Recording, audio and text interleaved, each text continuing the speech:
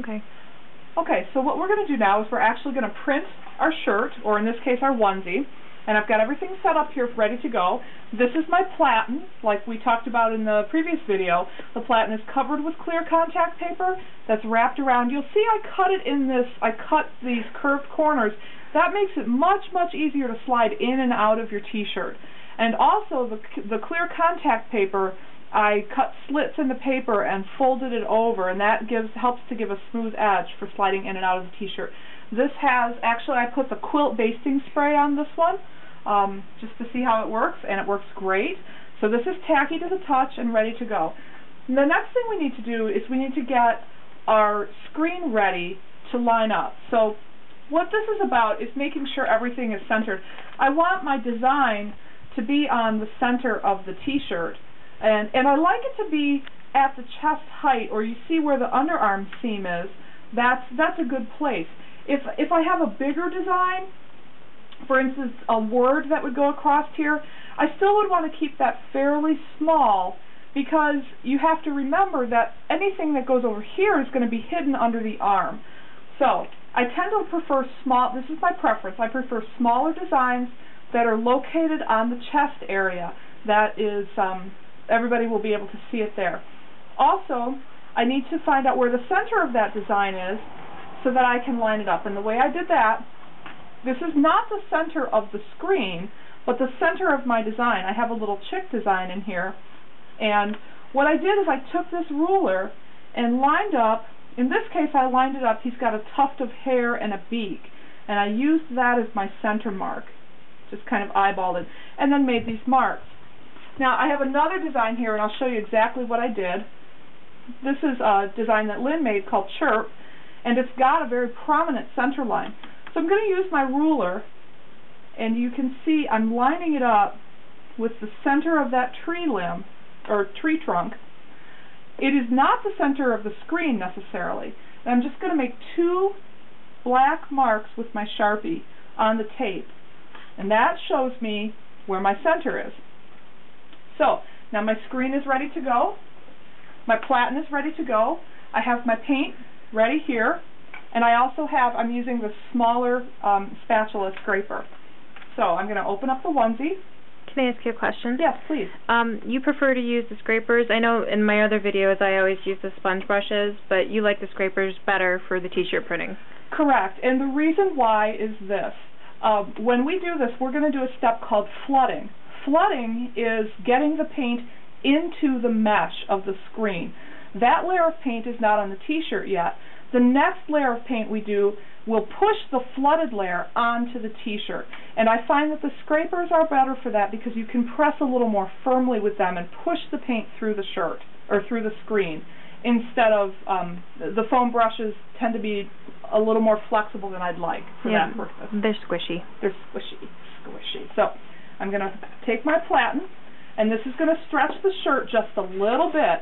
We don't want it so stretched that the design distorts when we take the platen out. We want it stretched just enough to hold the shirt taut and allow the paint to fill in the cracks of this. This is a 1x1 rib. So it also not only just, you know, makes it nice and so it doesn't move around, but it also helps the paint like fill in the material well. So when you're wearing it and it's stretched, it doesn't. That's exactly right. With the knit, because on woven cotton that doesn't stretch, the paint can just stay where it is. On a cotton knit, you want it to have some flexibility. You don't want to print it unstretched and then pull it out and have the design crack. So we'd rather have it squished together a little bit and fill in. So you can see I've got my platen in there, and I've smoothed it out with my hands. I'm going to take my screen, and I'm going to put that design. Now, where the tag is not lined up with what I think of as the center of the t-shirt. The tag is here, and the center of the front looks about here to me. Sometimes t-shirts get skewed like that. You can decide how choosy, how picky you want to be about those details. I find that when they're on the body, that doesn't make as much of a difference as one might think. So I'm going to use my registration mark, and I'm going to eyeball where the front of that shirt is and where I want my design to be. And I'm also kind of looking at the bottom snap and making sure I have a straight line.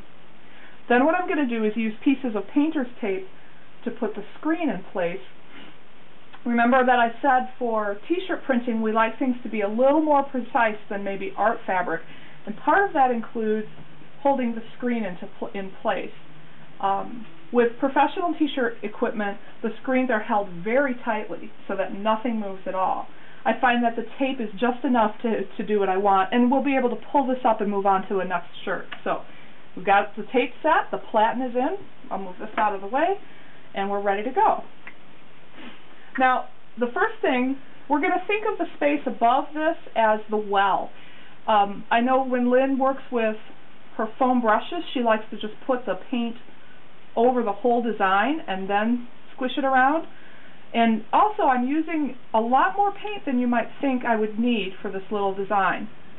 I like to take my excess paint and scrape it into a container when I'm done. But what I'm going to do, I've got all my paint up there. Now remember I said we're going to flood the screen first, and I'm not going to push hard at all. I'm just going to draw the knife across the screen. Also, I'm making sure that I'm holding the scraper at about a 45-degree angle. Straight up like this is not going to push the paint into the screen like you want. So I'm going to hold it like this, and I'm going to go over the center first, just very gently. You can see he's showing up a little better now. And then what I do is I'm going to scrape this paint and tap it back at the top of the screen. This time I'm going to use a little more pressure, not so much that we rip the screen or scratch the screen, but just enough to push it through. So there's one, and you can see, even though there's a lot of paint on the knife, it's not one to tap off very easily. There we go. And I'm going to do it 2 times, and I'm going to give it one more shot just to make sure there's lots of paint on that shirt. And 3. And then you'll also notice that my scraper is about the width of my design. Now, this is a little unconventional for screen printing shirts, but I'm going to just do a couple more passes over the edges to make sure I got the tips of those wings and that I get my whole design. That looks good to me now. So now I'm going to peel up my design. I'm going to say a little prayer. Oh, look at this. Aw, isn't it cute? Hold it up so you can... What's a baby? He does. We like the onesies. We like the little bitties with the thing. And then, now remember the shirt is stuck to the platen, so I'm very gently going to go under here, peel the t-shirt. You don't want to get the t-shirt, have the t-shirt flop onto itself. So you want to do that while the paint's still wet? Can you wait for it to dry, or it doesn't matter? You can wait for it to dry. I'm usually doing, 40 t-shirts at a time, so I don't have time to wait for it to dry. But now my shirt is printed, my platen is out, my design is ready to go on to the next one. I would not clean this off before moving to the next t-shirt. If I was doing 5 or 6 of these, I would simply get my platen in my next shirt, put this right on, load the paint back up, use my scraper, and draw it over again. And you can keep doing this for however many shirts you want to print. Paint eventually will dry. How long do these paints stay open? Pretty long. Pretty long. You can pull several prints before it starts to kind of dry up on you. Yeah. So, maybe when you feel like what'll happen is the paint will start to dry in the screen. At that point, even if you still have a couple t-shirts to do, you need to go to the sink and rinse the paint out and start over with a fresh screen so that your design remains nice and clear. And that is how we print a shirt. Do you want me to do the other one? Yeah, we're going to take a break, again, because we're hitting the time limit again for YouTube, and then we're going to do an adult-sized t-shirt, and we're going to talk about placement in terms of some of the concerns that us girls have of not wanting the design directly on our girly part, boob area. So we'll be back in a couple minutes.